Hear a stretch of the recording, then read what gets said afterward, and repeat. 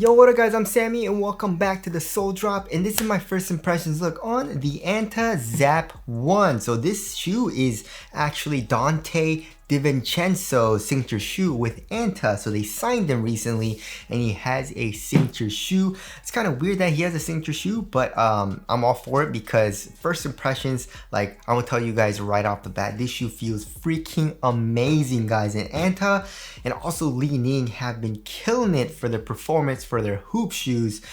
Price is a little iffy, you know what I mean? Famuji sent these to me and they are selling it for 120 bucks, which is actually a very good price. But I've been looking on other websites as well and they go up to like 160, 170 bucks, which is kind of insane. So if you guys do want to cop, I try to leave a link in the description box. And of course, if you guys didn't know, Anta also has some pretty big names. They have Klay Thompson, they have Gordon Hayward, and also recently Kyrie Irving with the Kai 1, which I'm super duper excited about. I should be getting those in soon.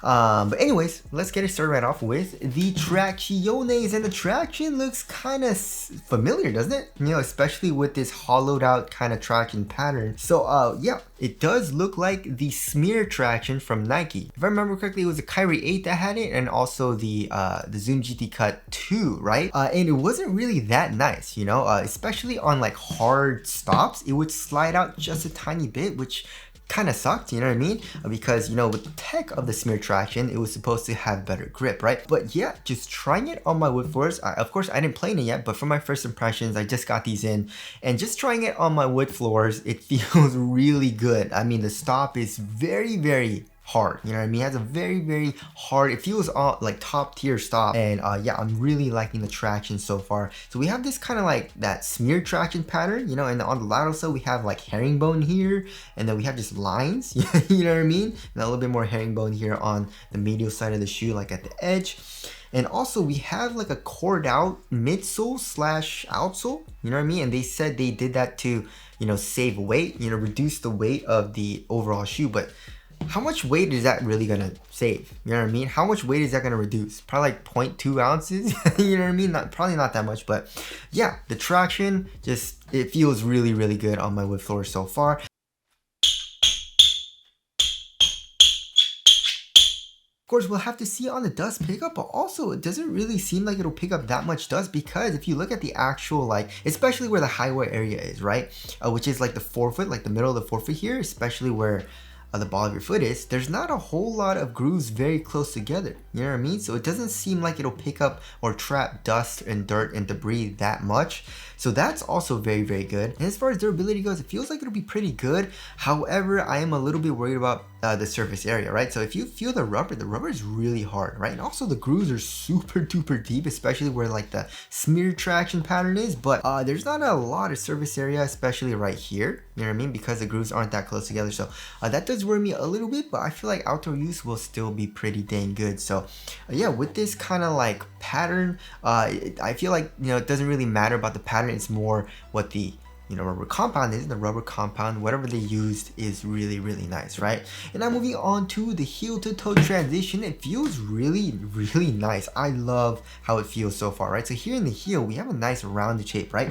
And also kind of exposed midsole. You know, the rubber does come up to cage the cushion in the back of the shoe, but here on the lateral and also on the medial side, I guess on the lateral we have a little bit more caging, but on the medial side it's a little bit more exposed, right? So there's a little bit of compression in the heel, right? So that feels kind of smooth. And then coming here to the forefoot, however, this is something that I really noticed, is how curved and crazy this forefoot is, right? So you just put a little bit of weight into the tip of the toe and kind of like just rocks you forward, right? So this rocker shape feels very nice. And torsion support seems pretty good. You know, it doesn't really bend at all here in the midfoot, but has a good amount of flex here in the forefoot, right? And with this, look at, you guys, look at this.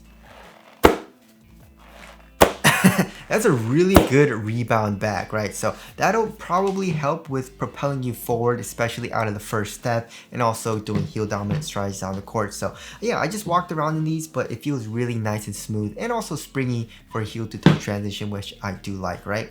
Now moving on to the cushioning setup, which is my favorite part about this shoe besides the traction. The traction I'm super excited about because it feels really good. However, the cushion feels extremely good so far too. And also for Famuji's price, 120 bucks is crazy for the cushion, you know what I mean? Like, yeah, you just can't get a shoe like this with this crazy cushion, like amazing cushion for this price from like American companies, you know what I mean?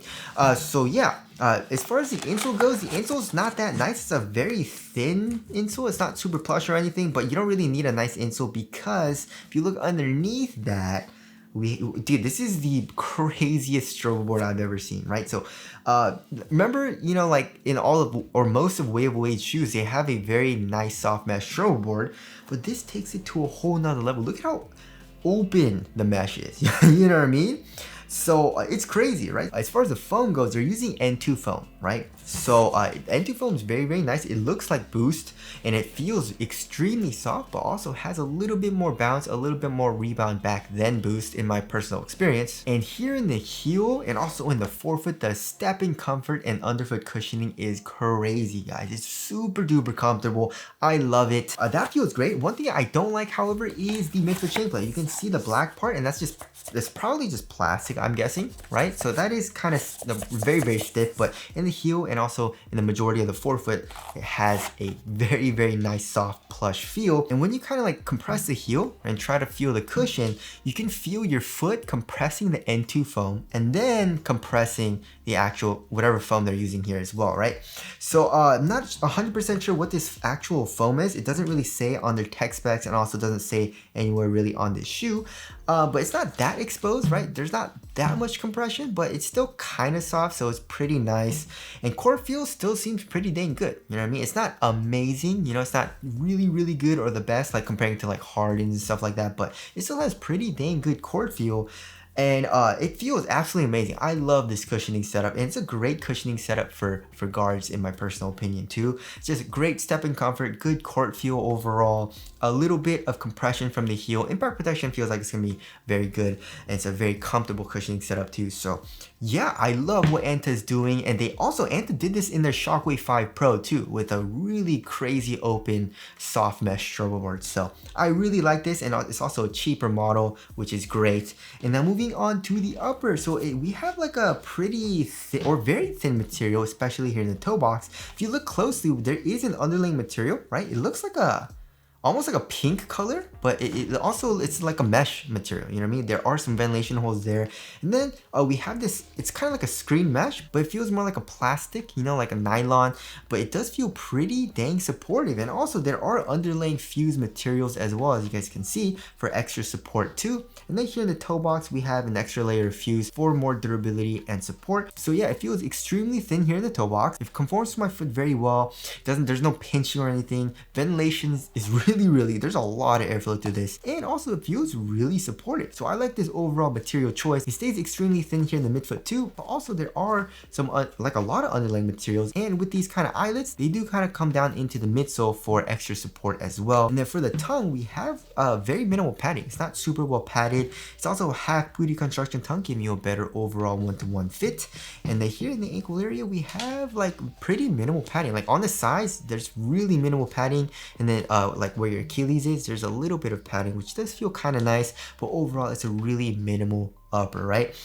So one thing that does worry me, of course, is durability, because this material is extremely thin. However, it feels really nice on foot, right? Overall supportive, thin, conforms to my foot, it's comfortable. And also for quality, it doesn't feel super cheap either. It's not really like that crappy feeling, you know? So there is the upper there. Moving on to the fit. So I went true to size, and this shoe fits me perfectly, guys. Like my toes go very close to the edge of the shoe. So it's snug fit here in the toe box, and width-wise, I would say it's normal to slightly narrow. So me going true to size, it's a very, very nice snug fit, which I do like, of course. And also in the midfoot, it does stay pretty normal as well. So if you want a nice snug fit, definitely do go true to size. But if you want a little bit more relaxed, probably go up half a size. If you have a very, very wide foot and you want a really roomy fit, probably go up full size, right? But for most people, you should be fine going true to size. And now moving on to the support and lockdown, it feels like it'll be very good too, right? So for lateral containment, we can see all the necessary lateral counters in the forefoot, midfoot, and heel. So here in the forefoot, we have this plastic piece. It also says N2, right? That's the foam that they're using. And also, I guess, you know, you can see the N2 foam through these kind of like cored out midsole. But anyways, that's there for lateral containment here in the forefoot. It acts as a sidewall. Here in the midfoot, we have the Anta logo, right? It's just this plastic material. And then here in the heel, there seems to be an internal TPU heel counter. So lateral containment, you should be fine. Your foot's probably not going to come out of the footbed. We'll just have to see how supportive this material is. And overall, it does feel very supportive. And also look at this. Look at this outrigger, guys. Look at how wide the shoe is.